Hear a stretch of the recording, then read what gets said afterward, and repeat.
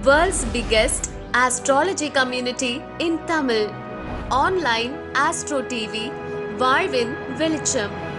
Online astro டிவியை கண்டு மகிழுங்கள்.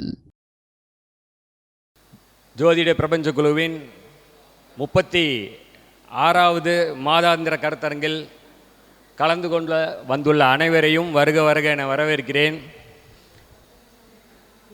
ஜோதிட பிரபஞ்ச குழு நிர்வாகிகள் தலைவர் திரு வல்லரசு தினேஷ் ராஜையா அவர்களுக்கும், துணைத் தலைவர் திரு BK திருப்பதி ராஜாயா அவர்களுக்கும், பொருளாளர் புதுக்கோட்டை அண்ணன் கரு முருகானந்தம் ஐயா அவர்களுக்கும், செயலாளர் ஆன்லைன் அஸ்ட்ரோ டிவி நிறுவனர் திரு முத்துப்பாண்டி ஐயா அவர்களுக்கும், துணை செயலாளர் திருமதி தனபாக்கியம் அம்மா அவர்களுக்கும் அனைவருக்கும் எனது வணக்கங்களை தெரிவித்துக் கொண்டு, காலை முதல் பல கருத்துக்களை கூறிய ஜோதிடர்களுக்கும் இதற்கு பிறகு வந்து தங்கள் கருத்துக்களை கூற உள்ள அனைவருக்கும் வணக்கங்கள்.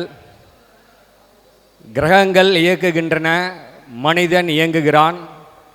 வெற்றியாளர்கள் வெற்றி தரும் எண்களுடன் பயணிக்கின்றனர். வாழ்க்கையில் அனைவருக்கும் இன்னைக்கு கல்வி, உடல் நலம், பணநலம் இதுதான் ரொம்ப முக்கியமான ஒரு விஷயமா இருக்குது. அதில் நம்ம வந்து பார்த்திங்கன்னா வாழ்க்கையில் கோடீஸ்வரர் ஆவது எப்படி, பொதுவாக எல்லாமே இப்போ ஆன்லைன் அஸ்ட்ரோ டிவி முதல் கொண்டு எல்லா சேனல்லையுமே ஜோதிடராக இருக்கவங்க நம்ம கோடீஸ்வரர் லட்சாதிபதி ஆகணும் அப்படின்னா 1000 வியூ, அப்படின்னா கோடீஸ்வரர் ஆகணுன்னா தான் 10,000 வியூ போகுது. கோடி தான் இன்றைக்கி ரொம்ப முக்கியமாக இருக்குது.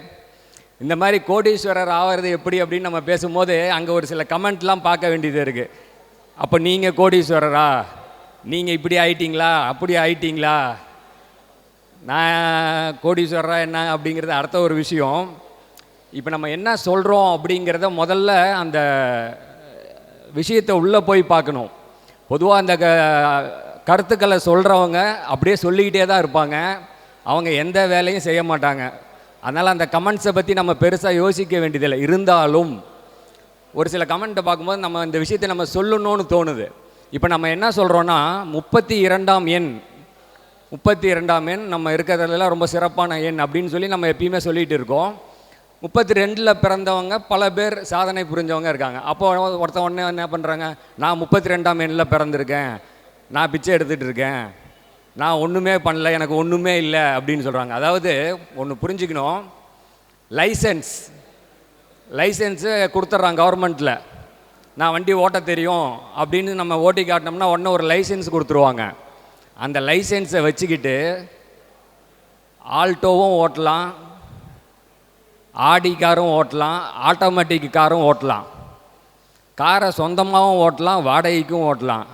லைசன்ஸை வாங்கி வச்சுக்கிட்டு ஓட்டாமல் சும்மாவும் இருக்கலாம். இந்த பூமியில் பிறந்துட்டு சும்மா இருக்கிற கேஸு சும்மாவே இருக்குது. முயற்சி பண்ணுறங்கிறது இன்னொரு பக்கத்தில் இருக்காங்க. இந்த மாதிரி ஒவ்வொரு சிலர் ஒவ்வொரு வித்தியாசம் இருக்குது.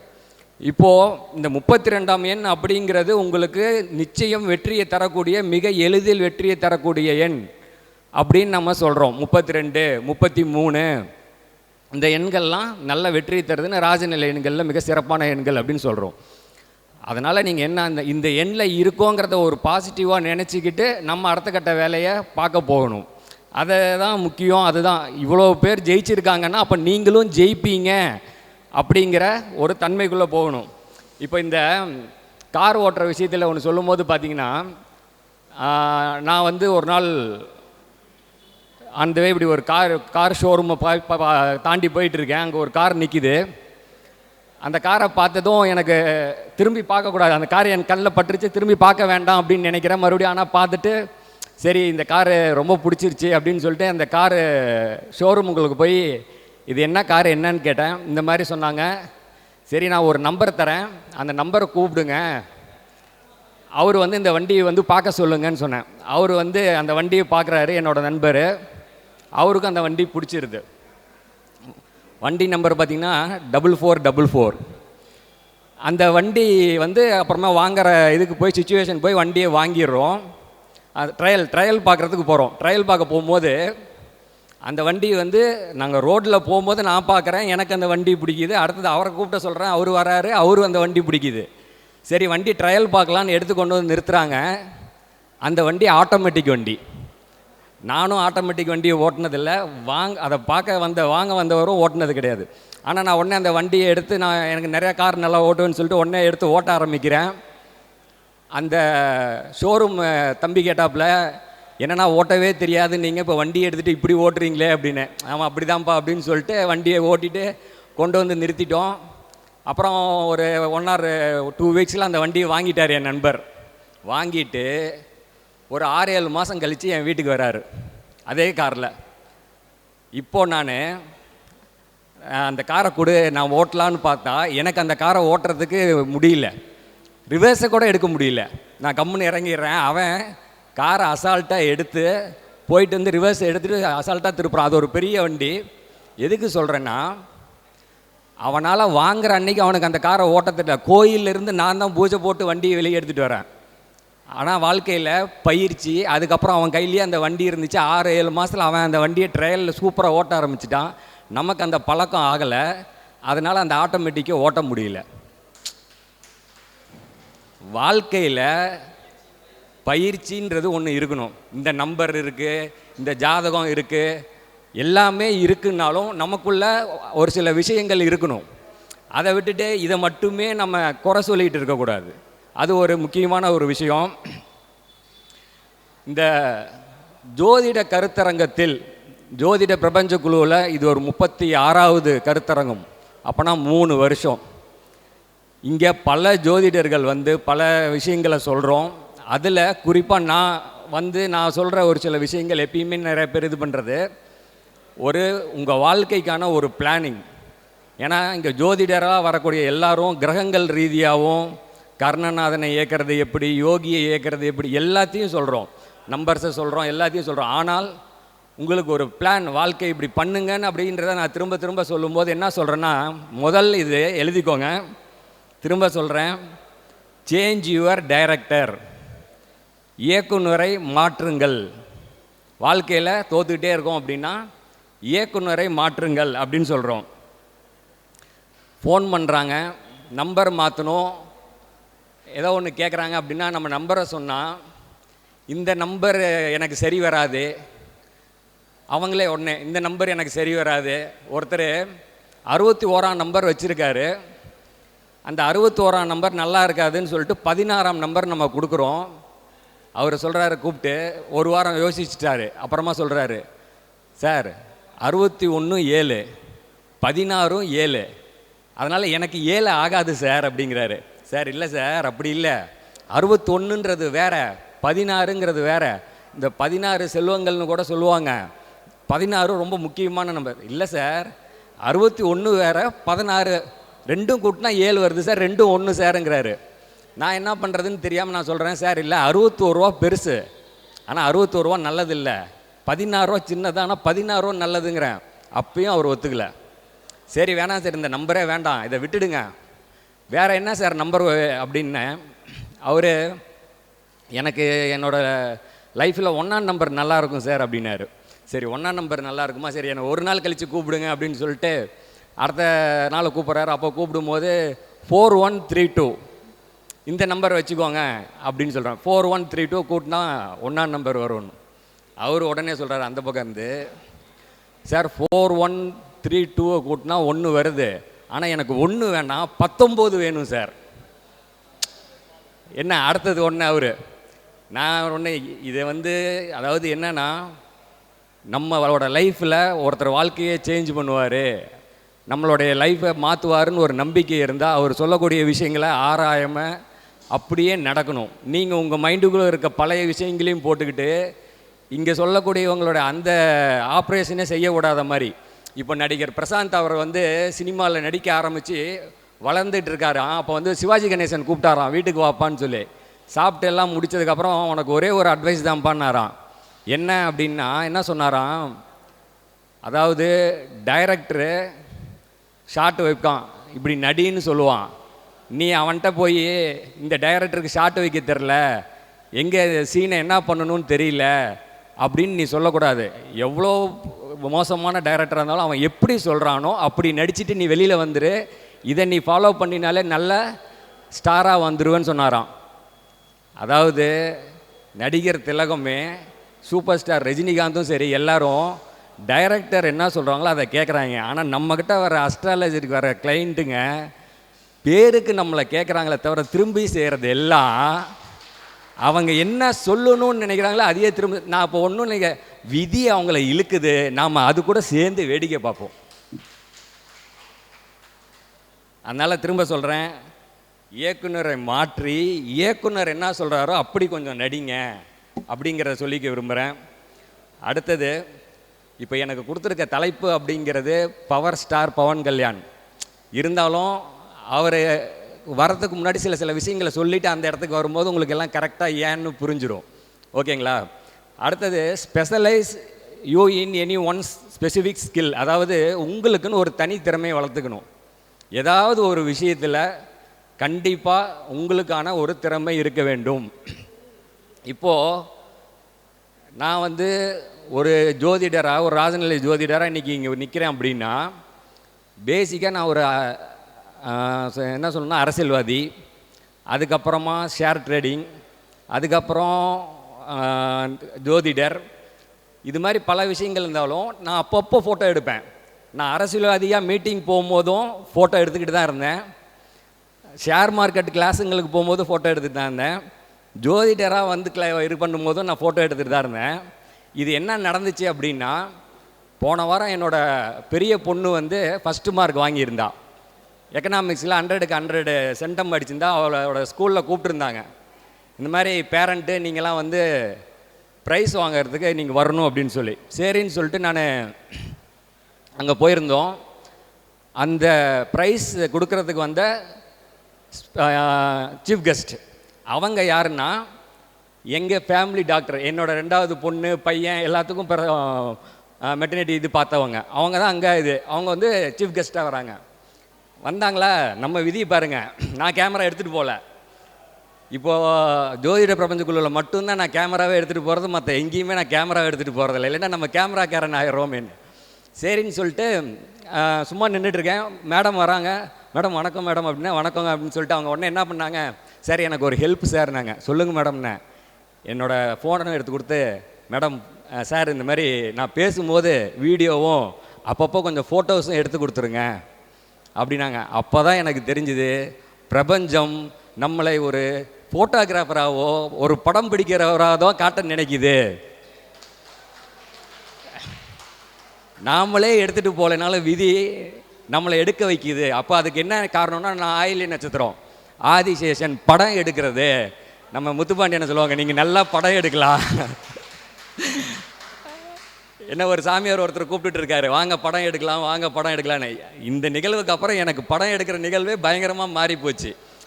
இந்த மாதிரி, அதாவது அந்த படம் எடுத்துக்கிட்டு இருந்ததுனால தான் இன்றைக்கி நான் இங்கே பேசிக்கிட்டு இருக்கேன்றதை சொல்ல வரேன். நான் படம் எடுத்துகிட்டு இருந்தேன், இன்றைக்கி நான் இங்கே பேசுகிறேன் அப்படின்னா அந்த படம் எடுக்கிற ஒரு விஷயம். நான் அழகாக படம் எடுக்கிற முத்துப்பாண்டி அவர்களாகட்டும், எல்லா இதுவும் சொல்லுவாங்க, நாங்கள் ப்ரொஃபைல் பிக்சராக வச்சுருக்கிறது எல்லாமே நீங்கள் எடுத்த படம் அப்படின்னு. அது ஒரு ஸ்பெசிஃபிக் ஸ்கில் உங்களுக்குன்னு ஒன்று இருக்கணும். அந்த ஒரு தனித்திறமையை வளர்த்துக்கோங்க. இப்போது நடிகர் தனுஷ் இருக்கார், சிம்பு இருக்காங்க. 2 பேரும் ஒரே டைமில் வந்தவங்க தான். ஆனால் சிம்புலாம் பார்த்திங்கன்னா சின்ன வயசில் லிட்டில் சூப்பர் ஸ்டாருன்னு பேர் எடுத்தவர். ஆனால் அவர் சினிமாவில் அவ்வளோ பெருசாக ஜொலிக்க முடியல. ஏன்னா அவர் பல துறையில் வித்தகராக இருந்தார், ஒரு சரியான ஒரு சிங்கிள் இதில் இல்லை. ஆனால் தனுஷ் வந்து பார்த்திங்கன்னா அப்படி இல்லை. அவர் வந்து ஒரே ஒரு ஸ்கில், அவர் ஒரு ரொம்ப நல்ல இதை பண்ணிக்கிட்டு அவருக்கான டைரக்டர்கள் அவங்களோட இணைஞ்சு கரெக்டாக செஞ்சார். அதனால் சிறப்பாக வந்தார். அடுத்தது, most of the celebrity names are change. நம்ம என்ன சொல்லியிருக்கோம் ஃபஸ்ட்டு, என்ன, இயற்கை உங்களது பெயரை மாற்றுகிறது. பெயர் மாற்றம் பல பிரபலங்களை உருவாக்குது. பல பிரபலமானவங்களுக்கு இயற்கை பெயர் மாற்றியிருக்கு. புரியுதுங்களா? அப்படி இப்போ ஒரு அன்னியூர் செல்வராஜ் இப்போ கேண்டிடேட்டாக நிற்க போகிறோம், திமுக கேண்டிடேட்டு விக்கிரவாண்டி, இது பேர் என்னது, அந்தியூர் சிவா அப்படின்னு சொல்லி அவர் தான் இந்த கேண்டிடேட். நார்மலாக சிவா, எத்தனை சிவா இருப்பாங்க, ஆனால் அங்கே பாருங்கள் அந்தியூர் சிவா அப்படின்னும் போது ஒரு ஸ்பெசிஃபிக்காக மாறுறாரு. ஒருத்தருக்கு எனக்கு ஒரு பேர் வைங்க அப்படின்னு சொல்கிறாரு. என்ன பேர் சார் வைக்கலாம் அப்படின்னு சொல்லிட்டு நிறையா அவர்கிட்ட ஆப்ஷன்ஸ்லாம் கேட்குறேன். தங்கதுரை அப்படின்னு ஒரு பேர், நிறையா இனிஷியல்ஸ் அப்படி இப்படி பார்த்துட்டு அக்ரி தங்கதுரை அப்படிங்கிறது நல்லா இருக்குது. சரி ஓகே சார் அக்ரி தங்கதுரைன்னு வச்சுக்கோங்க சார் அப்படின்னு நான் அனுப்புகிறேன். அவர் உடனே அந்த பக்கம் இந்த சார் எனக்கு இனிஷியலில் போட்டு கொடுங்களேன் அப்படின்னு நான் சொல்லலை முன்ன அந்த டைரக்ஷன் மாதிரி. அதாவது எப்படின்னா அக்ரி தங்கதுரைங்கிறது கரெக்டாக வருது, 45 நம்பர் இன்னும் வருது, நல்லா வருது வச்சுக்கோங்கன்னா, நான் அப்பயும் சொன்னேன் சார் அந்த அந்தியூர் சிவான்னு ஒருத்தர் ஏதோ ஒன்று இருக்குது, அதெல்லாம் பார்த்தீங்கன்னா இனிஷியல் போட்டால் இருக்குது, அடமொழிக்கும் இதுக்கும் வேணாம், இதை சும்மா வச்சுக்கோங்க அப்படின்னா அவருக்கு அந்த இதை சொல்லும் போது நம்ம உணர்த்த வேண்டியதாக இருக்குது. அதனால் தயவுசெய்து பேர் மாற்றம் அப்படிங்கிறது ஒன்று முக்கியம். அதுக்கப்புறம் create your own brand. Online astro TV, ஜோதிடர்களின் விடிவெள்ளி, வாழ்வின் வெளிச்சம், அந்த மாதிரி எப்படி எல்லா online astro TV cover. Online astro TV எங்கே வந்தாலும் ஆன்லைன் இல்லாமல் அஸ்ட்ரோவும் இல்லாமல் எந்த அஸ்ட்ரோலஜி சேனலுமே கிடையாது. அப்போது பிராண்டு என்னென்னா ஆன்லைன் அஸ்ட்ரோ டிவி தான் பிராண்டு, அது ரொம்ப முக்கியம். அதுக்கப்புறம் பில்ட் யுவர் டீம், உங்களுக்கான ஒரு குழுவை உருவாக்குங்கள். ஜெயிக்கணும் அப்படின்னா தனியாக உங்களுக்குன்னு ஒரு டீம் இருக்கணும், அந்த டீமை வச்சு தான் நீங்கள் ஜெயிக்க முடியும். இதெல்லாம் தான் ஒரு கோடீஸ்வரர் ஆகிறதுக்கு, ஒரு லட்சாதிபதி பெருசாக வரத்துக்கான விஷயங்கள். இதெல்லாம் விட்டுட்டு டைட்டில் கார்டை பார்த்துட்டு உள்ள கமெண்ட்டுக்கு போக வேண்டியதில்லை, விஷயத்தை உள்ளே போய் தெளிவாக புரிஞ்சுக்கணும். இப்போது நடிகர் பவர் ஸ்டார் பவன் கல்யாண் அப்படிங்கிறவர் எப்படி ஒரு துணை முதல்வராக இன்றைக்கி வந்திருக்கார் அப்படிங்கிறத பார்ப்போம். இந்த ஆமாம், அதாவது நடிகர் சிரஞ்சீவி, நல்லா நோட் பண்ணிக்கோங்க, கோனிடாலா சிவசங்கர வரப்பிரசாத், கோனிடாலா சிவசங்கர வரப்பிரசாத் அப்படிங்கிறது தான் சிரஞ்சீவியினுடைய இயற்பெயர். அந்த அவர் தான் வந்து சிரஞ்சீவியாக மாறார், அவருக்கே பெயர் மாற்றம் நடைபெற்றிருக்கிறது. அதுக்கு அடுத்தது தான் இந்த கோனிடாலா கல்யாண் பாபு. இந்த கல்யாண் பாபு அப்படிங்கிறது அவருக்கு வைக்கப்பட்ட பெயர். அந்த கோனிடாலா கோனிடாலான்னு சொல்லுவாங்க, அது வந்து அவங்க குடும்ப பெயர். இந்த கல்யாண் பாபு பிறந்த தேதி 2 செப்டம்பர் 1968, 2ஆம் தேதி கூட்டி எண் 35 அதில் பிறந்திருக்காரு. இந்த அந்த டோட்டல்லாம் போட்டு பார்த்தீங்கன்னா கல்யாண் பாபு அந்த இதுக்கு வரும்போது 48 வரும், நார்மலான நம்பர் தான். திரையுலகத்துக்கு இவர் அறிமுகப்படுத்துகிறார் சிரஞ்சீவி. யாரை வச்சு பார்த்தீங்கன்னா EVV சத்யநாராயணா அப்படின்னு ஒரு டைரக்டரை வச்சு, ரொம்ப ஃபேமஸான டைரக்டரு. அவரை வச்சு இவர் ஃபஸ்ட்டு ஒரு படம் அக்கட அம்மாய் இக்கட அப்பாய் அப்படின்னு சொல்லி ஒரு படத்தை பண்ணுறாங்க. அந்த படம் வந்து நார்மலாக சொந்த ப்ரொடக்ஷன் தான், கீதா ஆர்ட்ஸ் அப்படின்னு சொல்லி நார்மலான ஹிட்டு. அந்த படம் ரொம்ப பெரிய அளவுக்கு போகலை. அதுக்கு அடுத்தது அவர் ஃபஸ்ட்டு படம் கல்யாண் பாபு அப்படின்னு தான் இன்ட்ரடியூஸ் ஆகிறாரு. இவர் வந்து பேசிக்காக அவர் மெரிஷியல் ஆர்ட்ஸ், அதாவது தற்காப்பு கலை, கராத்தே, கும்ஃபு அந்த மாதிரியான விஷயங்கள் நிறையா கற்று வச்சுருந்தவர் சினிமாவுக்கு வரத்துக்கு முன்னாடியே. சிரஞ்சீவியினுடைய பையனும் அப்படி தான். சிரஞ்சீவியோட பையனுக்கு குதிரை ஏற்றம், டான்ஸு எல்லாமே தெரியும் அந்த ராம் சரண் தேஜாவுக்கு. அவரோட திறமை என்னென்னலாம் இருக்கோ அதுக்காக, அதாவது அவருக்கு குதிரை ஏற தெரியுன்றதுக்காக தான் இந்த மகதீரா படத்தில் மாவீரன்னு தமிழில் வந்துச்சு. குறிப்பாக ராஜமௌலியை கூப்பிட்டு அவனோட ஒட்டுமொத்த திறமைக்கு என்ன படம் வைக்க முடியும்னு எடுத்த கதை தான் அது. அதனால் புரிஞ்சுக்கோங்க. அப்போ இந்த கல்யாண் பாபுக்கு மெரிஷியல் ஆர்ட்ஸ் நல்லா தெரியும். அவர் என்ன பண்ணுறாரு, அந்த ஸ்டண்ட்டு விஷயங்கள் செய்கிறாரு. அப்போது பவன் அப்படின்னு இந்த ஆஞ்சநேயருடைய அப்பா, அதை சொல்லக்கூடிய பெயர் பவன் அப்படிங்கிறது, அதனுடைய பெயர் அடமொழியாக சேர்ந்து பவன் கல்யாண். இந்த மெரிஷியல் ஆர்ட்ஸ் செய்கிறதுனால இவரோட பவன் கல்யாண் அப்படின்னு பேர் வச்சு 2வது படம் ரிலீஸ் ஆகுது. அந்த 2வது படம் என்ன படம்னா கோகுலத்தில் சீதை, தமிழில் வந்த படம் தான் ரீமேக் பண்ணுறாங்க. அது நார்மலாக ஓடுது 100 days அந்த மாதிரி. 3வதாக வந்த படம் லவ் டுடே, விஜயோட படம், அது ரீமேக் ஆர்டிஸ்ட் தான், அதையும் ரீமேக் பண்ணி ஓட்டுறாங்க. இந்த 2 மொத்தம் 3 படம், அதில் 2 நார்மல் ஹிட்டு, ஒரு படம் ஃப்ளாப், அந்த ரேஞ்சில் இருக்கார். இப்போ 4வதாக ஒரு படம் நடிக்கிறாரு, அது தொழிற்பிரேமா அப்படின்னு சொல்லி ஒரு படம். இந்த தொழிற்பிரேமா அப்படின்னா முதல் காதல் அப்படிங்கிறது. அந்த படம் ரிலீஸ் ஆனதுக்கு அப்புறம் இந்த பவன் கல்யாண் அப்படிங்கிறவர் மிகப்பெரிய பிரபலமாகிறார். புரியுதுங்களா? இப்போது இந்த தொழிற்பிரேமா வந்துச்சு, பவன் கல்யாண் ஹிட்டானார் அப்படின்னு எல்லாம் சொல்லுவாங்க.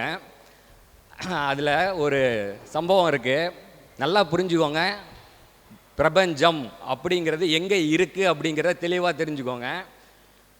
இதை நான் எப்படி பார்க்குறேங்கிறதையும் சொல்கிறேன். அதாவது சென்னை டி நகரில் நிறைய கடைங்கள்லாம் இருக்கும், பேப்பர் கடைங்கள்லாம் இருக்கும்.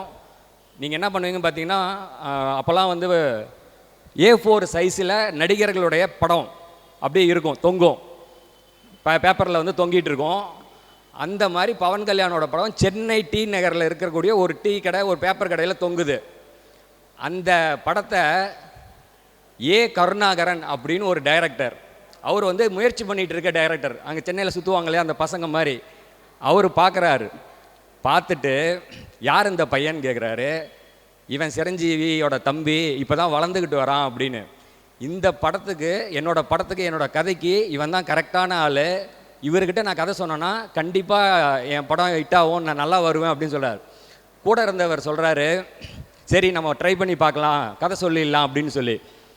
யாருன்னா சொல்லாமலே சசி. நீங்களாம் போய் அப்படியே பேக்கில் போய் பார்த்தீங்கன்னா தெரியும், சொல்லாமே படம் சசி வந்தபோது இவங்கெல்லாம் ஒரே ரூம்மேட்ஸாக சும்மா கூட சுற்றிட்டு இருந்தவங்க. இந்த கருணாகரன் பவன் கல்யாணை பார்த்து ஒரு இரவு ஒரு சந்திப்பு நடக்குது. இவரை கதை சொல்கிறதுக்கு கூப்பிட்டுறாங்க. போய் உக்காடுறாரு. அந்த கருணாகரன் தமிழகத்தை சேர்ந்தவர். இவருக்கு ஆஹா இப்போ சிரஞ்சீவி வந்து கதை கேட்க போகிறாரு. இவருக்கு நம்ம எப்படி தெலுங்கில் தானே சொல்லணும், இவ்வளோ நல்ல கதையை எப்படிடா நம்ம சொல்கிறது அப்படின்னு சொல்லி தெலுங்கு வேறு தெரியாதுன்ட்டு அவரை பார்த்ததும் சொல்கிறாரு, சார் எனக்கு தெலுங்கு தெரியாது, தமிழ் தான் தெரியும். பவன் கல்யாண் உடனே சொல்கிறாரு, பரவாயில்ல சார், நான் சென்னையில் தான் படித்தது எல்லாமே, எனக்கு தமிழ் நல்லா தெரியும், நீங்கள் தமிழில் சொல்லுங்கன்னு. தமிழில் கதையை கேட்குறாங்க. அன்னைக்கு நைட்டே அந்த படத்தை ஓகே பண்ணுறாங்க. படம் வெளியில் வருது. படம் ஹிட்டு. தெலுங்கு திரையுலகில் ஒரு காதல், ஒரு குடும்ப கதை அந்த மாதிரி ஓடினதே இல்லை, அவ்வளோ பெரிய ஓட்டம். அந்த கருணாகரனை கேட்கும்போது சொல்கிறார், ஒரே இரவு எனது வாழ்க்கையை மாற்றியது. பிரபஞ்சங்க, நான் என்ன சொல்கிறேன், ஒரு பேப்பர் தொங்குது, அதை பார்க்குறார். அன்னைக்கு நைட்டு பவன் கல்யாணோட வாழ்க்கை அன்னைக்கு மாறினது தான், ஒரே நைட்டு மாறினுச்சு. இப்போது என் கதைக்கு வரும்போது என்னென்னா, என்ன அந்த டாக்டர் அம்மா வந்து கேமராவை எடுன்னு சொல்கிறாங்க. நான் உடனே அவங்கள வீடியோவை எடுத்து ஃபோட்டோவை எடுத்து அவங்ககிட்ட கொடுத்துட்டு நான் யோசிக்கிறேன், என்னோட குழந்தை அந்த ஆஸ்பத்திரியில் பிறந்தது, அதுக்கு நான் அவங்கள போய் பார்க்குறேன், பழகிறோம். போகும்போது நான் அந்த ஹாஸ்பிட்டலை தாண்டி போகும்போது உள்ளே போய் எப்பயுமே மரியாதை நிமித்தமாக நல்லா இருக்கீங்களான்னு கேட்பேன். அந்த மாதிரி ஒரு பழக்கத்தை அவங்களோட வச்சுருக்கோம். என் பொண்ணு 100 மார்க் வாங்குது, அதனால் நான் அங்கே போய் உக்காடுறேன். அவங்களுக்கு நான் அந்த இடத்துக்கு போகலைன்னா அவங்க பேசின வீடியோவும் போயிருக்காது, ஃபோட்டோவும் வேறு யாராவது எடுத்து கொடுத்துருக்கலாம், எடுத்து கொடுக்காம போயிருக்கலாம். ஆனால் பிரபஞ்சம் ஒருத்தனை 5 வருஷம் 6 வருஷத்துக்கு முன்னாடியே செஞ்சு சேர்த்தி பழகி வைக்கிது. அவனை கொண்டு வந்து முன்னாடி நிற்க வச்சு ஃபோட்டோ எடுக்க வைக்கிது. இங்கே நீங்கள் இன்றைக்கி உக்காடுறீங்க, இன்றைக்கி வரீங்க போகிறீங்க அப்படின்னா நீங்கள் இன்றைக்கி இங்கே உட்காந்தில்ல, ஒரு நாள் ஒரு நிகழ்வில் ஜோதிட கூட்டத்தில் எங்கேயோ ஒரு கருத்தரங்கத்தில் பேசும்போது நான் மாதம் ஜோதிட பிரபஞ்ச குழுவில் போய் உட்காந்துருந்தேன், நான் அன்றைக்கி அப்படி உட்காந்துருந்தேன், இன்றைக்கி நான் இப்படி பேசுகிறதுக்கு அன்றைக்கி போனது தான் காரணமாக அமையும். புரியுதுங்களா? ஓகே, இப்போ வருவோம் பவன் கல்யாண் கதைக்கு வருவோம். இந்த தம்முடு அந்த தொழிற்பிரேமான அந்த படம் ஹிட் ஆகுது. அதுக்கு அடுத்தது பூரி ஜெகநாத்னு ஒரு டைரக்டர் இருக்கார் தெலுங்கில். அவரை பற்றி பேசணுன்னா இன்னொரு மீட்டிங் முழுக்க வேணும். அந்த பூரி ஜெகநாத் வந்து அடுத்து அவருக்கு ஒரு ஹிட்டு கொடுக்குறாரு, பத்ரி அப்படின்னு சொல்லி. அப்புறம் தம்முடு அப்படின்னு ஒரு படம். இந்த 2 படமும் அவரோட டைரக்ஷனில் நடித்து அந்த படம் 2 ஹிட் ஆகுது, பயங்கரமான லெவலுக்கு போகிறாங்க. அதுக்கு அடுத்தது குஷி. இந்த குஷி வந்து தமிழில் வந்த குஷியை தெலுங்கில் போகுது, பயங்கரமான ஹிட் அந்த படம். பவன் கல்யாணுக்கு 2001 அந்த படம் வந்து ஹிட் ஆகுது.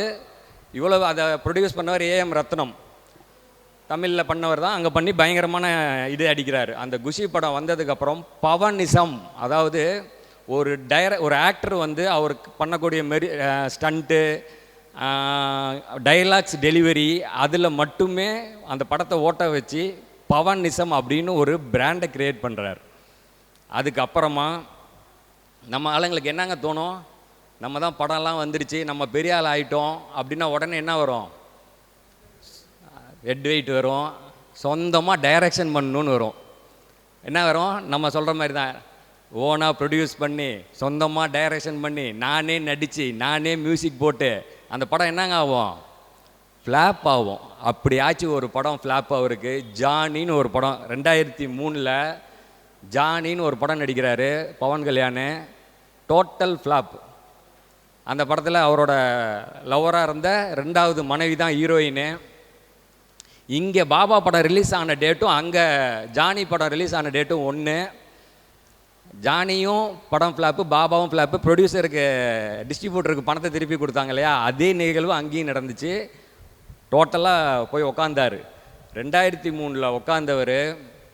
அதுக்கப்புறம் குடும்பா சங்கர்னு ஒரு படம், யாருன்னா அதே அந்த படம் ஃப்ளாப்பு. பாலுன்னு சொல்லிட்டு எந்த கருணாகரன் அவருக்கு லைஃப்பை கொடுத்தாரோ அவருக்கு திரும்ப கொடுக்குறாங்க. அந்த படமும் ஓடலை. அப்புறம் தரணி அப்போல்லாம் பயங்கரமான டைரக்டராக இருந்தார். அந்த தரணியை கூப்பிட்டு வச்சு ஒரு படம் பண்ணாங்க, ஓடலை. அதுக்கப்புறமா 2008 ஜல்சா அப்படின்னு சொல்லி ஒரு படம், திரிவிக்ரம் அப்படின்னு ஒரு டைரக்டரோட டைரக்ஷனில் ஒரு 70-80 கோடி. அந்த படம் வந்து அந்த குஷிக்கு அப்புறமா ஒரு மூச்சு விடுற மாதிரி ஒரு வெற்றியை அவருக்கு கொடுத்துச்சு. அதில் கொஞ்சம் ஓகே இன்னும் இருக்கார் இவர் அப்படின்னு ஒரு இது பார்க்குறாங்க.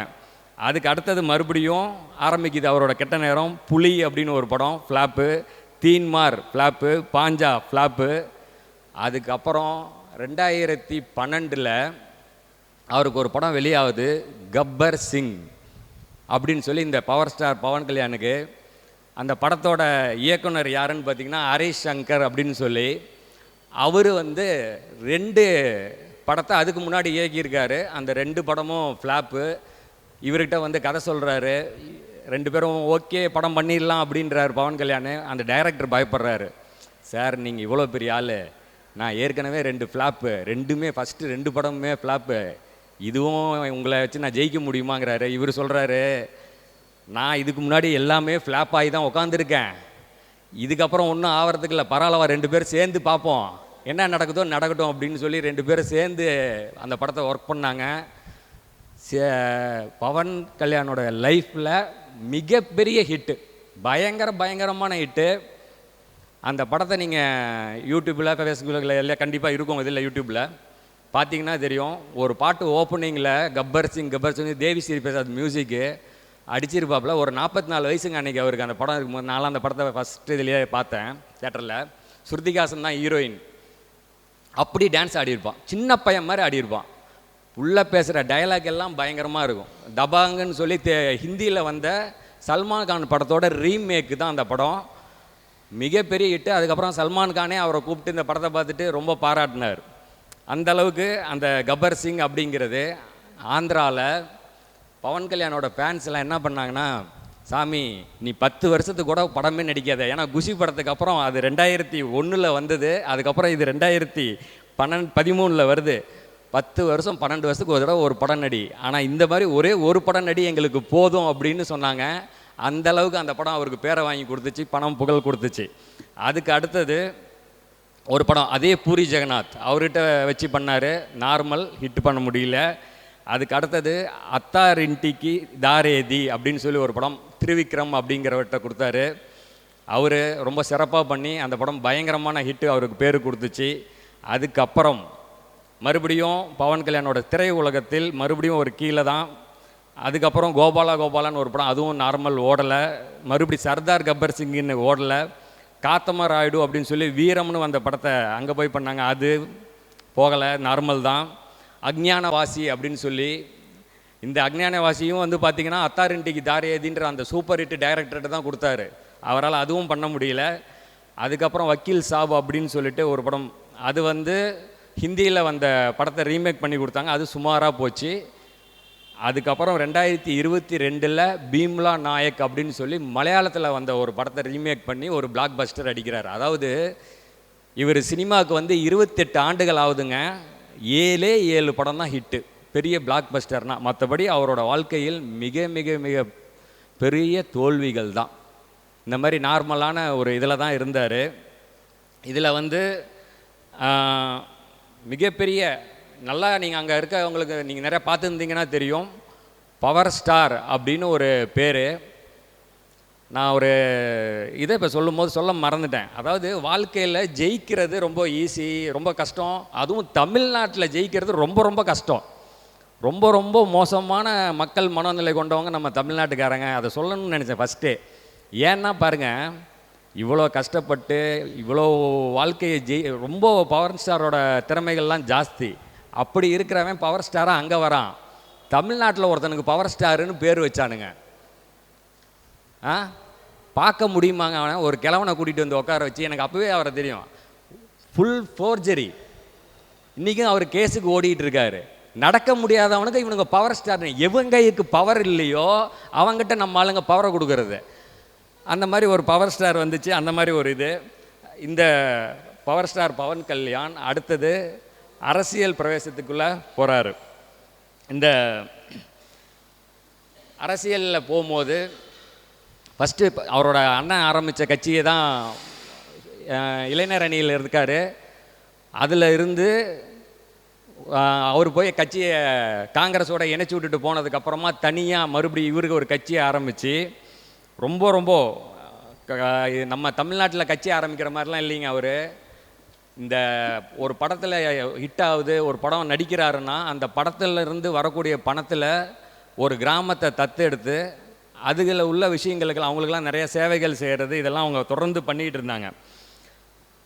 அதில் நிறையா நற்பணிகள்லாம் செஞ்சு தான் அவங்க இது வராரு. இப்போது என்ன பண்ணுறாருன்னா 2014 எலெக்ஷனில் கட்சி ஸ்டார்ட் பண்ணுறாரு. 2019 நிற்கும் போது லோக்சபா எலெக்ஷனில் 18 இடத்துல நிற்கிறாங்க, 18லேயும் தோல்வி. அசம்பிளியில் 137 இடத்துல நிற்கிறாங்க, ஒரு இடத்துல தான் ஜெயிக்கிறான் வேற ஒருத்தர். இவர் 2 இடத்துல நிற்கிறார், 2 இடமும் தோல்வி.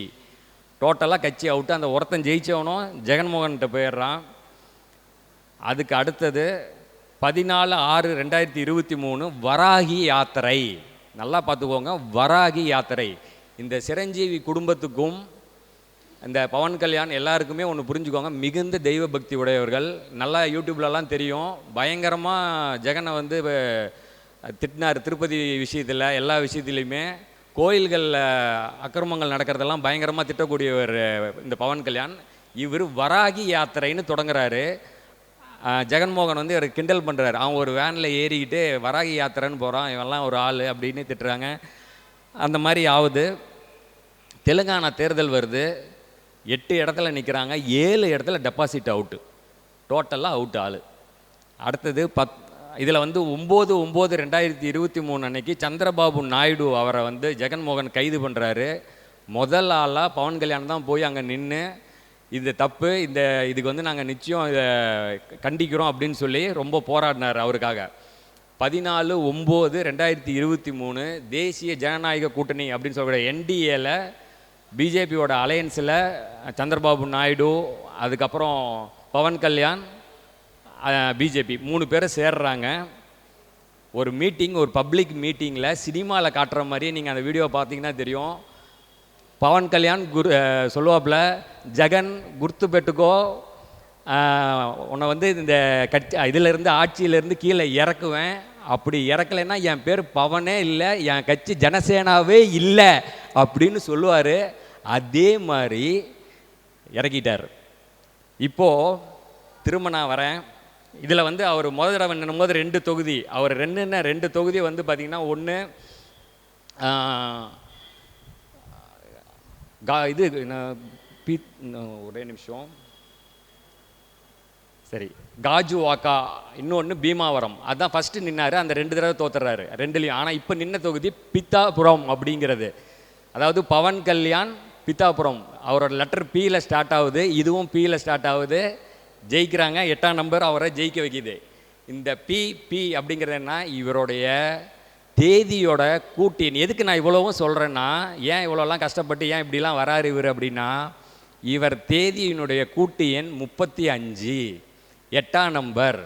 வாழ்க்கையில் இந்த மாதிரிங்க, இன்றைக்கி இந்த ஜோதிட பிரபஞ்சத்துக்குள்ளே இந்த 36வது கூட்டத்தில் நின்று பேசிகிட்டு இருக்கோம். லைட்டெல்லாம் ஆஃப் ஆகாமல் கரெக்டாக போயிட்டுருக்கு.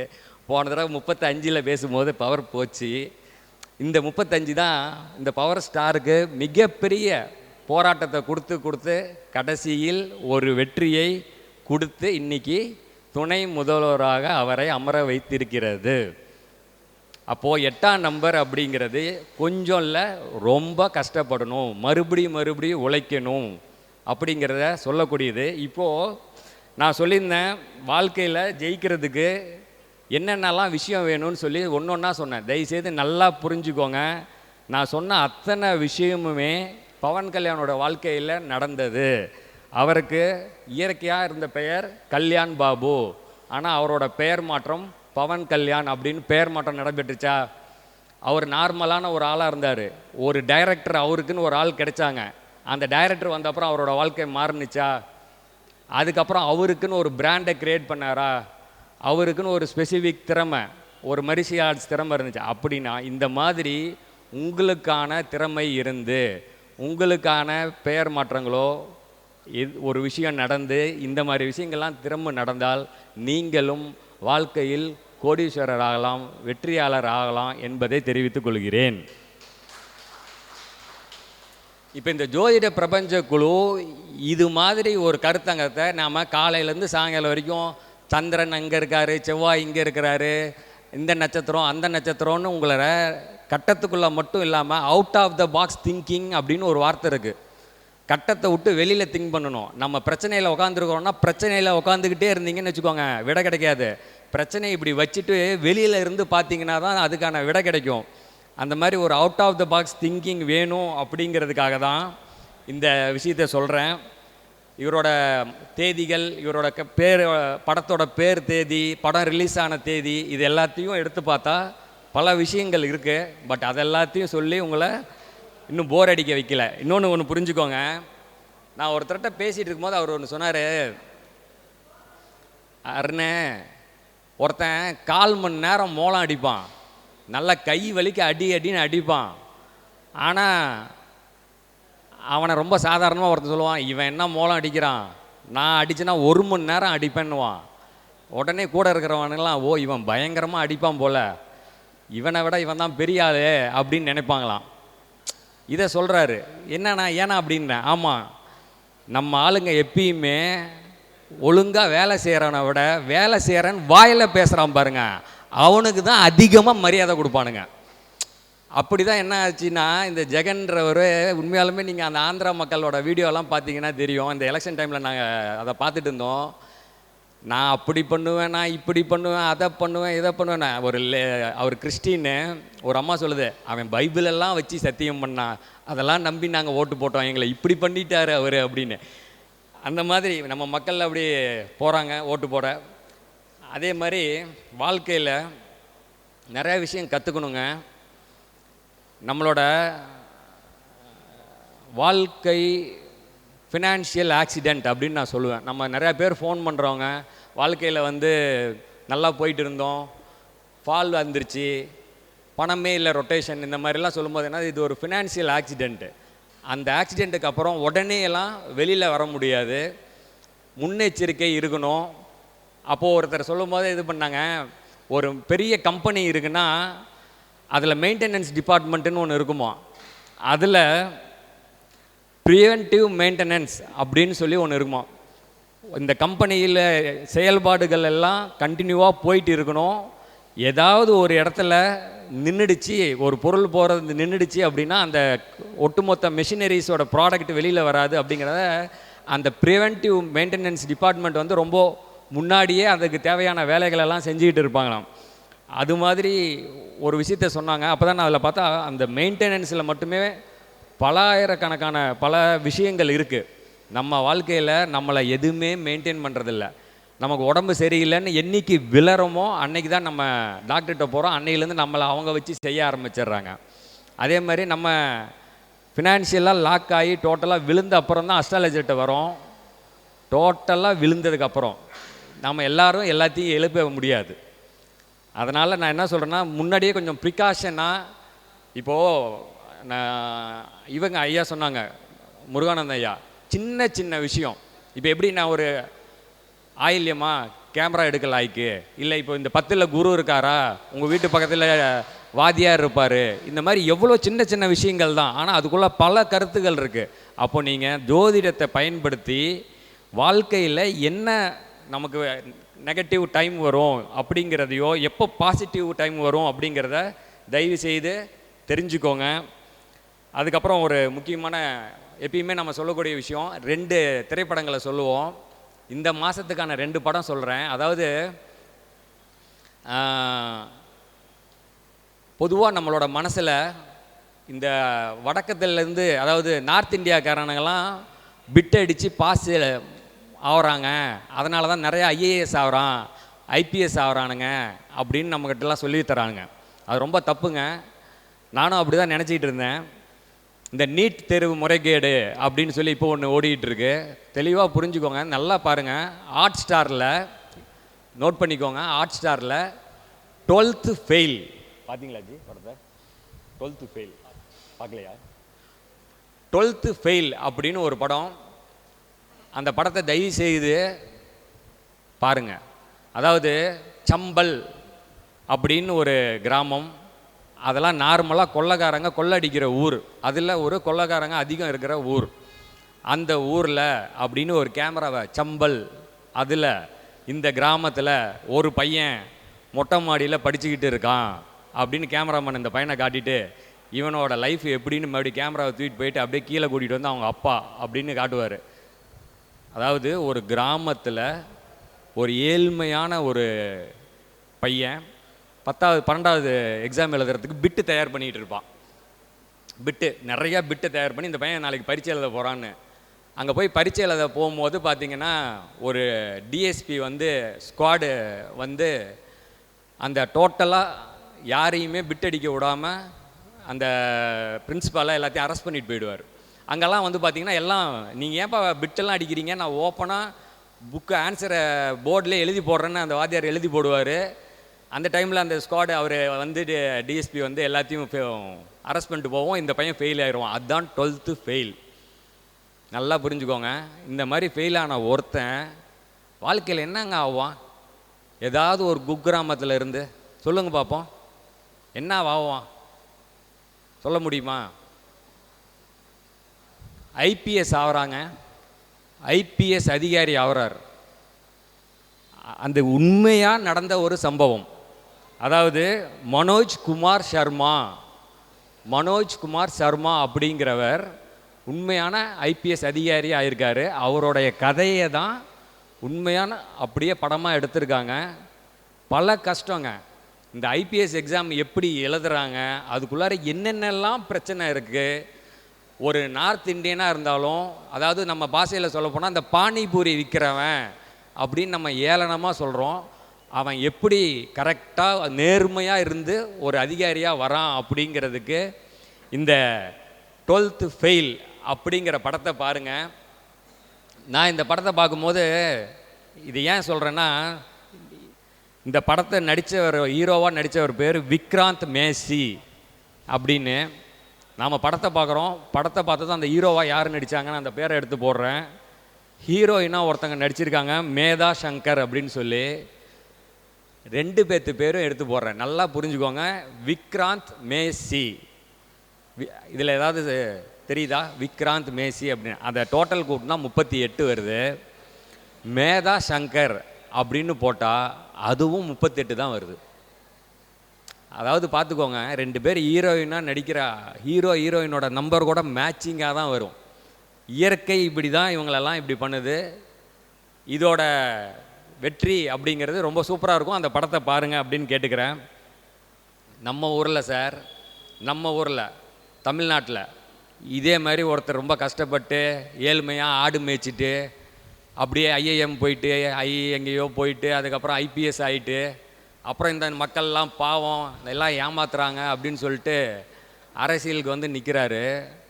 நம்ம ஆளுங்க 40க்கு 0 மார்க் போடுறாங்க. 40க்கு 0 மார்க்கு. அதாவது தமிழ்நாட்டு மக்கள் நம்ம என்ன சொல்கிறோம், அவன் திருடுறான், இவன் கொள்ளடிக்கிறான், இவன் பொய் சொல்கிறான் அப்படின்னு. சரி, உன் கையில் நாங்கள் பேப்பர் கொடுத்துருவோம், நீ கரெக்டாக திருத்தியா பார்ப்போன்னா 500 நோட்டையும் 1000 நோட்டையும் வாங்கிட்டு ஃபெயில் ஆக வேண்டியவனுக்கெல்லாம் பாஸ் மார்க் நாம் போட்டுட்டு அடுத்தவனை பற்றி தப்பு சொல்கிறோம். இதை வந்து நீங்கள் சும்மா தெரிஞ்சுக்கோங்க, படத்தை பாருங்கள். அதுக்கு அடுத்தது முக்கியமாக இது ஏன் நம்ம அரசியல் சினிமா எல்லாம் சொல்கிறேன். நான் ஃபஸ்ட்டே என்னோடய ஜோதிட பிரபஞ்சக்குள்ள பேசும்போது சொல்லியிருந்தேன், நான் வந்து 4 தூண்கள்: ஜோதிடம், அரசியல், பங்கு சந்தை, படம், சினிமா. இது எல்லாத்த பற்றியுமே எல்லாரும் தெரிஞ்சுக்கணும். நீங்கள் தினத்தந்தி பேப்பர் எடுங்க, ஃபஸ்ட்டு படத்தை இன்னி நிகழ்ச்சி இருக்கும், அதுக்கப்புறம் விளையாட்டு இருக்கும், வணிகம் இருக்கும், அந்த மாதிரி எல்லாத்தையும் தெரியும். ஜோதிடரும் எல்லா விஷயத்தையும் தெரிஞ்சுக்கணுங்கிறதுக்காக தான். அதே மாதிரி மஞ்சுமல் பாய்ஸ் அந்த படம் பயங்கரமாக ஹிட்டானுச்சு, எல்லாருக்கும் தெரிஞ்ச படம். அந்த மஞ்சுமல் பாய்ஸ் அப்படின்ற வேற பார்த்துருக்கீங்களா? எல்லாம் பார்த்துருப்பீங்களே. ஓகே, அதில் என்ன சார் ஜோதிட ரீதியாக இருந்துச்சு? ஜோதிட ரீதியாக அந்த படத்தில் என்ன இருந்தது? அப்படி எதுவும் தெரியல. நியூமராலஜி ரீதியாக ஏதாவது போட்டு பார்த்தீங்கன்னா மஞ்சுமல் பாய்ஸ்னால் என்ன வருதுன்னு யாராவது போட்டு பார்த்தீங்களா? ஒன்றும் இல்லை, நேற்று தான் அந்த படத்தையும் நான் பார்த்தேன். ஆக்சுவலாக மஞ்சுமல் பாய்ஸ் அந்த படம் பாருங்கள். பசங்க விளையாடுறாங்க, போகிறானுங்க, வரானுங்க, சரி ஒரு டூர் போகலாமேன்னு வரான். அது வரைக்கும் படம் போகுது. ஓகே, அந்த குணா கொகையை பார்க்கணுன்னு நினைக்கிறானுங்க. ஓகே, உள்ளே போகிறானுங்க. இவனுங்க வாழ்க்கைக்கு ஏற்ற மாதிரி ஒரு பெயிண்ட் டப்பா கிடக்குது, அதுவும் மஞ்சள் கலரில் தான் இருந்துச்சு. அதை எடுத்து ஒருத்தன் பேரை எழுதுறான். பேரை எழுதிட்டேன், எல்லாம் பாடுறாங்கிறான். ஒவ்வொருத்தனா பார்க்குறான். பார்த்தா மஞ்சுமல் பாய்ஸ் அப்படின்னு எழுதுறான். நல்லா புரிஞ்சுக்கோங்க, அவங்களோட வாழ்க்கை ஓடிக்கிட்டே தான் இருக்குது. இவனுங்கெல்லாம் வராங்க அந்த இடத்துக்கு. அந்த மஞ்சுமல் பாய்ஸ்ன்னு அந்த இடத்துல பேரை எழுதுனதும் ஒரு சம்பவம் நடக்குது. அது வரைக்கும் அந்த சம்பவம் நடந்ததா? நடக்கலை. அதை பார்க்க வரவன் குழிக்குள்ளே விழுந்துட்டான். அப்போது நான் என்ன சொல்கிறேன், எதுக்கு இந்த பவன் கல்யாண கதையோ இந்த கதையோ அந்த கதையெல்லாம் நான் சொல்கிறேன்னா, நீங்கள் எல்லாம் மஞ்சுமல் பாய்ஸ் படத்தை பார்த்தீங்க, எந்திரிச்சு வந்தீங்க. நான் படத்தை பார்த்தேன். மஞ்சுமல் பாய்ஸ்னால் எவ்வளோ வருதுன்னு போட்டு பார்த்தேன். 46ஆம் நம்பர் வந்துச்சு. 46ஆம் நம்பர் பிசாசு வாசம் அப்படின்னு வரும். அப்போ அந்த உள்ள மஞ்சுமல் பாய்ஸ்ன்னு எழுதும் பிசாசு வாசத்தை போய் அவன் பார்த்தானா இல்லையா?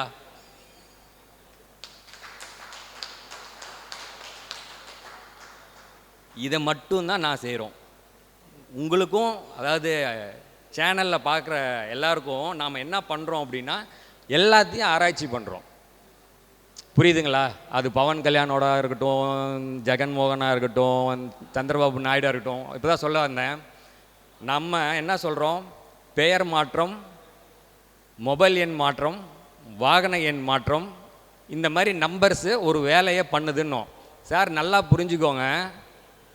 திரும்ப திரும்ப வாகன எண் சொல்லும்போது நான் சொல்லியிருக்கேன், சிஎம் ஸ்டாலின் அவர்கள் 2345 போகிறார் சொன்னானா? சொல்லியிருக்கேனா?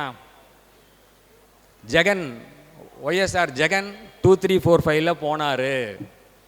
பவன் கல்யாண் 2345 போனார், துணை முதல்வர் ஆனார். அவரோட கார் நம்பர் 2345 நோட் பண்ணிக்கோங்க. ஓகே, அப்போ அந்த கார் வேலை செய்து 2345 துணை முதல்வர் அளவுக்கு அவரை கூட்டிகிட்டு போயிருக்கு. நீங்கள் நல்லா பாருங்கள், ஆந்திரா இன்றைக்கி பல நஷ்டத்தில் ஓடிக்கிட்டு இருக்கு. கவர்மெண்ட்டு நஷ்டத்தில் ஓடுது. சந்திரபாபு நாயுடு அவருக்கு ரொம்ப நல்லா தெரியும். ஆனால் அவர் என்ன தெரியுமா பண்ணார்? தெரியுமா? சேனல்லாம் பார்த்தீங்களே, என்ன பண்ணார் தெரியுமா? சிஎம் ஆனதும் 11 கார் வாங்கினார். 11 காருக்கும் 0393 நம்பர் வாங்கினார். அதுதான் அவரோட நம்பர். 11 காருக்கும் அவரோட கமாண்டிங், அவரோட இதில் வர காருக்கு கான்வாய்க்கு போய் பாருங்கள், 0393 நம்பர். அதாவது வெற்றி பெறுபவர்கள் ஒரு எண்ணை பயன்படுத்துகிறார்கள், அவருக்கு வெற்றி தரும் எண்ணை பயன்படுத்துகிறார்கள். கைத்தட்டலாம். அது சந்திரபாபு நாயுடுவாக இருந்தாலும் சரி, நாடு நஷ்டத்தில் போனாலும் சரி, நமக்கு 11 கான்வாய் வேணும், அதில் ஒரே நம்பர் இருக்கணும்னு அவர் அதை ஃபாலோ பண்ணுறாரு. நாம் எதையும் ஃபாலோ பண்ணுறதில்ல, எதையும் பண்ணுறதில்ல. ஆனால் குறை மட்டும் சொல்லிக்கிட்டு உட்காந்துருக்கோம். சரி, மஞ்சுமல் பாய்ஸுக்கு வருவோம். இந்த பிசாசு வாசம் அப்படின்னு அந்த 46, இதில் 10 பசங்களுக்கு மேலே இருக்கானுங்க. 10 பசங்க மேலே இருக்காங்க. அதில் ஏன் சார் அந்த ஒரு பையன் பர்டிகுலராக உழுவுறான்? அந்த பையன் பேர் என்ன சார்? அந்த பையன் பேர் என்ன? சுபாஷ். அந்த பையன் பேர் சுபாஷ். அந்த சுபாஷுன்றதோட கூட்டு எண் 25, முடி எண், அடிமுடி எண் அப்படின்னு ஒன்று சொல்லுவார். முதல் லெட்டரும் கடைசி லெட்டரையும் கூட்டுங்க, 8 வரும். எஸ் ஸ்டார்டிங் லெட்டர் சுபாஷ், எண்டிங் லெட்டர் H, 3 கடைசி லெட்டர் 5 கூட்டுங்க, 8. அந்த சுபாஷில் கடைசி 2 லெட்டர் SHன்னு தான் இருக்கும், அதுவும் 8. புரியுதுங்களா? அப்போது 8ஆம் நம்பரு ஒரு குழிக்குள்ளார தள்ள விட்டுருச்சு. அவன் சுபாஷ் மட்டும்தான் உள்ளே உழுவுறான். மஞ்சுமல் பாய்ஸ் பிசாசு வாசமாக இருக்குது. இப்போ இவங்களை காப்பாற்றுறதுக்கு ஒரு குட்டன் அப்படின்னு ஒரு கேரக்டரை உள்ளே விட்றாங்க. அந்த குட்டன் அப்படிங்கிறவரோட டோட்டல் என்ன தெரியுமா? குட்டன்னா 22. அவன் அந்த குட்டன் அப்படியே கட்டி பிடிச்சிட்டு மேலே தூக்கிட்டு வரும். அந்த குணா பாட்டை போடுறதும் அப்படியே பொங்குது, எல்லாருக்கும் எல்லாம் கை தட்டுறாங்க. அந்த படம் ஹிட் ஆகுது. நான் சொல்லியிருக்கேன் 22ஆம் எண் கூட்டத்தை ஈர்க்கும். அப்போ அந்த 22ஆம் எண் உள்ளவன் தான் அந்த குட்டன்ற கேரக்டரை கொடுத்துருக்காங்க. அவன் பிடிச்சி தூக்கிட்டு வரான். எல்லாருக்கும் அப்படியே ஒரு சந்தோஷமாக தூக்கினா. படத்தை தூக்குனானுங்க 150 கோடி அடிச்சுட்டு போயிட்டானுங்க.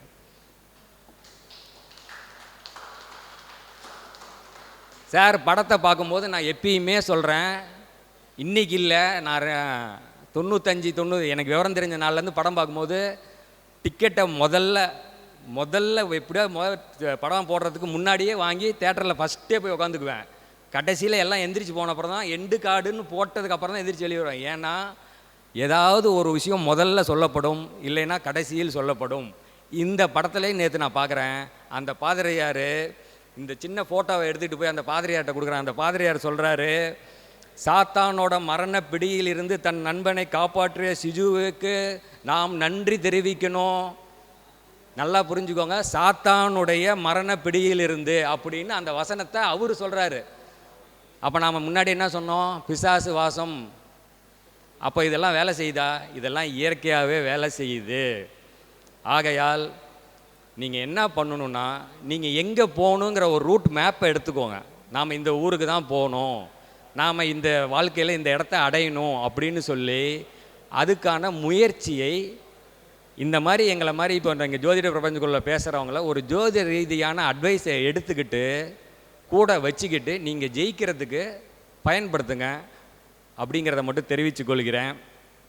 அனைவரும் போதும், எல்லா விஷயத்தையும் சொல்லிட்டேன். அதாவது இன்ஸ்பிரேஷனல் வீடியோஸ்ன்னு சொல்லிட்டு இப்போ பார்க்குறோம். இந்த CK ரங்கநாதன் அப்படிங்கிறவர், அப்புறம் இந்த வேலுமணி அப்படின்றவங்களதெல்லாம் பார்க்க இதுச்சு. CK அப்படிங்கிறத நம்ம நிறைய தடவை சொல்லியிருக்கோம். 32ஆம் எண் அப்படின்னு சொல்லி நீங்கள் அவரோட இதை பாருங்கள். அடுத்தது அவங்கள பற்றி, அந்த கெவின் கேரை பற்றி, நம்ம ஏற்கனவே தொழில் நிறுவனங்களை பற்றி நான் வீடியோஸை பேசியிருக்கோம். பட் நான் வந்து பார்த்திங்கன்னா இப்போது G ஸ்கொயரை பற்றி பேசினேன். அடுத்த தடவை ஒரு தடவை கெவின் கேரை பற்றி பேசுகிறேன். ஏன்னா அதுக்குள்ளார அந்த CK அப்படிங்கிறத மட்டும் வச்சு ஒரு 5000 கோடி ரூபா பிஸ்னஸ் எடுத்திருக்காங்க, பெரிய கம்பெனி. அதை பற்றி பேசுவோம். வாழ்க்கையில் பிரபஞ்சம் எல்லா இடத்துலையும் இயங்கிட்டு இருக்கு, எல்லா இடத்துலையும் எதையோ ஒரு செய்தியை சொல்லிக்கிட்டு இருக்கு. காது கொடுத்து மட்டும் நீங்கள் கேட்க தெரிஞ்சுக்கிட்டு கண்ணில் அதை பார்த்துட்டு மனசில் வச்சுக்கோங்க, நல்லா சிந்திங்க. சிந்திச்சிங்கன்னா இந்த ஜோதிட பிரபஞ்ச குழு மூலிமா, ஆன்லைன் அஸ்ட்ரோ டிவி மூலிமா, இந்த மாதிரி நிகழ்ச்சிகள் மூலிமா பிரபஞ்சம் உங்களுக்கு ஒரு வெற்றி அடைகிறதுக்கான செய்தியை சொல்லுது. அதை பயன்படுத்தி, ஜோதிடத்தை பயன்படுத்தி, எண் கணிதத்தை பயன்படுத்தி, வாஸ்துவை பயன்படுத்தி வெற்றி பெற வேண்டும்னு கேட்டுக்கிறேன். கட்டம் தன் கடமையை செய்யும், கட்டிடம் தன் கடமையை செய்யும் என கூறிக்கொண்டு எனக்கு வாய்ப்பு அளித்த ஜோதிட பிரபஞ்ச குழுவுக்கு எனது மனமார்ந்த நன்றிகளை தெரிவித்துக் கொள்கிறேன். நன்றி, வணக்கம். என்னோட கைபேசி எண் 9952328832. நன்றி, வணக்கம். சேலத்திலிருந்து வருகை புரிந்த நம்முடைய அருண்ராம் ஐயா அவர்கள் ஒவ்வொரு கருத்தரங்களும் வித்தியாசமான தலைப்பில் அவர் பேசுவார். உலகியல் நடப்புன்னு சொல்கிறது, கரண்ட் அஃபேர்ஸ்ன்னு சொல்லக்கூடிய விஷயத்தில் மிக தெளிவான ஒரு அறிவு சார்ந்த விஷயமாக ஜோதிடத்தோடு இணைத்து மிக அருமையான கருத்துக்களை கொடுத்துருக்கார். ஸோ அப்போ இதுலேருந்து என்ன தெரிய வருதுன்னா, நாம் இன்றைக்கி இருக்கிற சூழல் நினச்சி வருத்தப்படவும் கூடாது, இன்றைக்கி நல்லா இருக்கும்னு சொல்லிட்டு தலைகணமாக ஆடவும் கூடாது. நம்மளுடைய சூழ்நிலை எப்படி வேணாலும் மாறும்.